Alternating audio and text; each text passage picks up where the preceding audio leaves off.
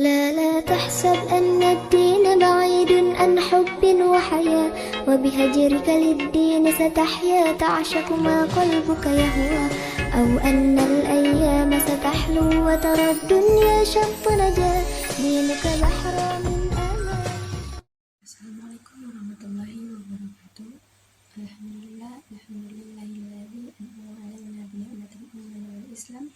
Wa nusalli ala khairil anami sayyidina Muhammadin wa ala alihi wa sahbihi ajma'in. Amma ba'du.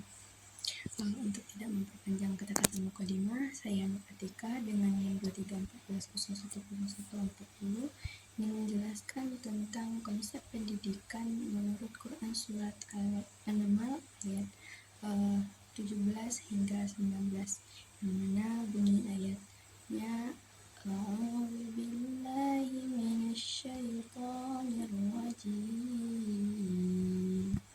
Bismillahirrahmanirrahim. Wa husyira li Sulaimana junuduhu minal jinni wal insi wat tayri fahum yuzaun,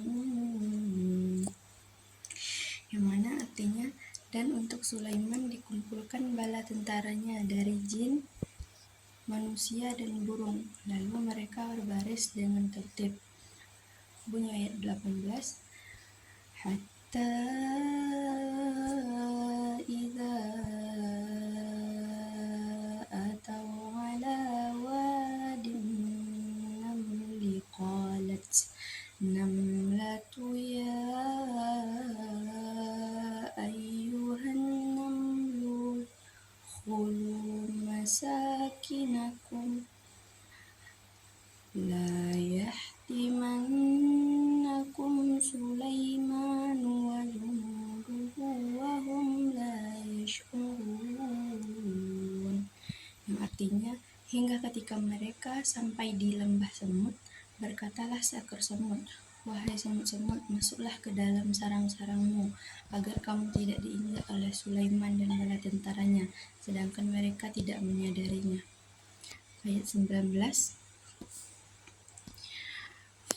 fatabassama dhahikan min qawliha wa qala rabbi awzi'ni an ashkura ni'mataka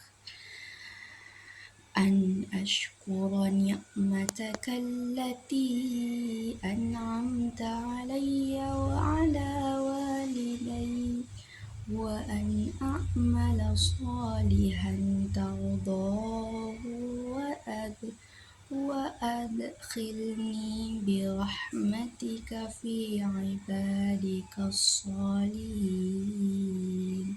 yang artinya, maka dia Sulaiman tersenyum lalu tertawa karena mendengar perkataan semut itu, dan dia berdoa, ya Tuhanku, anugerahkanlah aku ilham untuk tetap mensyukuri nikmat-Mu yang telah Engkau anugerahkan kepadaku dan kedua orang tuaku, dan agar aku mengerjakan kebajikan yang Engkau ridhai, dan masukkanlah aku dengan rahmat-Mu ke dalam golongan hamba-hamba-Mu yang soleh.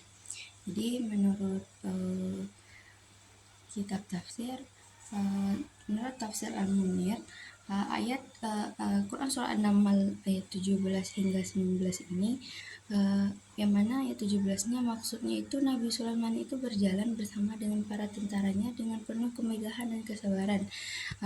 Kemudian diteruskan dengan barisan manusia, kemudian jin, dan kemudian burung. Jika cuaca terasa panas, burung-burung tersebut menaungi mereka dengan sayap-sayapnya. Mereka dikumpulkan dengan tertib dan disiplin. Barisan terdepan sengaja diberhentikan agar dapat diusul oleh barisan terakhir. Barisan depan dimundurkan atau diberhentikan agar jangan sampai terlalu maju ke depan dan agar tidak keluar dari barisan atau posisinya. Yang mana ini itu dilakukan juga agar mereka menyatu, tidak ada satupun yang tertinggal. Ini menunjukkan bahwa Nabi Sulaiman berjalan bersama tentara besar yang penuh disiplin, yang setiap tentara memiliki komandan tersendiri.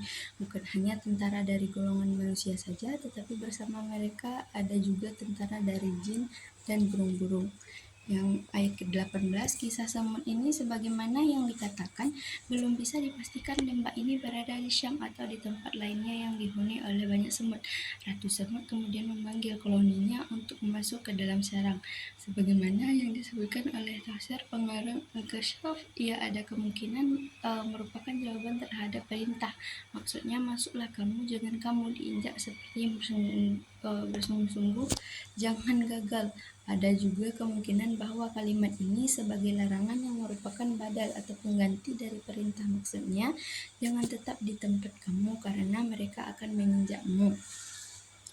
Adapun pada ayat 19 ini mengisahkan Nabi Sulaiman itu tersenyum kemudian tertawa setelah memahami perkataan Ratu Semut tersebut, takjub atas peringatannya dan senang dengan kekhusukan yang Allah SWT berikan padanya, yaitu kemampuannya untuk memahami maksud sang Ratu Semut.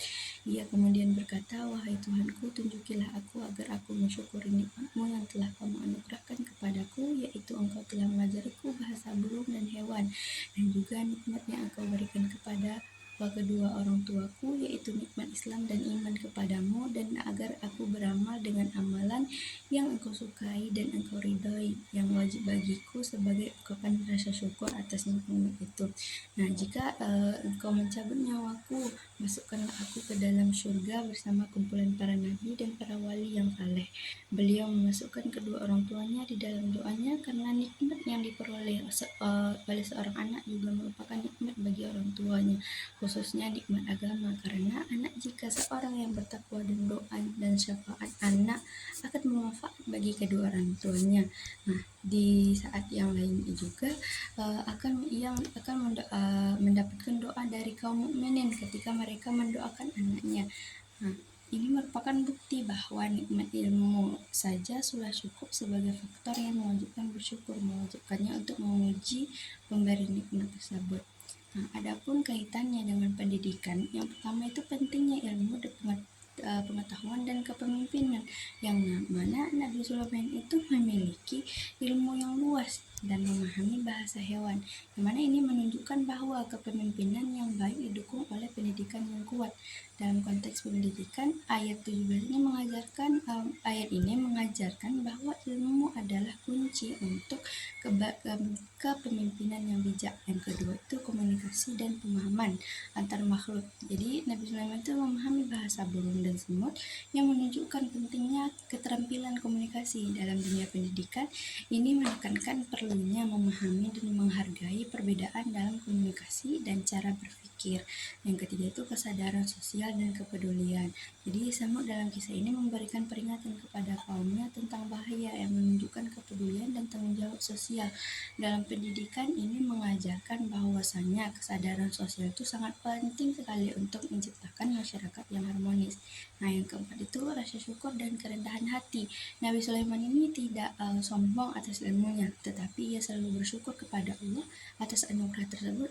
Jadi pendidikan itu tidak hanya tentang pengetahuan saja, tetapi juga tentang membentuk karakter yang rendah dan baik hati, dan bersyukur. Mungkin itu konsep pendidikan yang terdapat dalam surat An-Naml. Saya sudahi dengan Assalamualaikum warahmatullahi wabarakatuh.